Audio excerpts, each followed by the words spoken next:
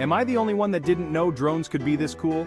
Let's unpack why the DJI Mini Pro 2 might just be the best wingman you've ever flown. So, what's the big deal with the DJI Mini Pro 2? First off, this little beast packs a camera that punches way above its weight class.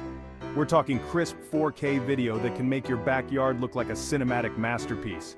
But it's not just about looks. The Mini Pro 2 is as sturdy as it is sleek. Thanks to its enhanced wind resistance, you can fly this bad boy in breezes that would send lesser drones scurrying home. And speaking of home, with advanced return-to-home features, this drone is like a homing pigeon.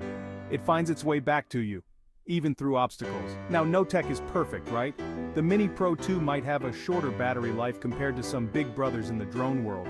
You'll get around 31 minutes of flight time, which means you've got to plan your aerial adventures wisely. But here's a sweet perk: its weight.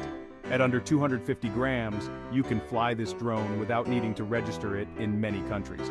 Talk about freedom. And for the tech-savvy, it interfaces smoothly with your smartphone, making flying and filming as easy as swiping right on your favorite dating app.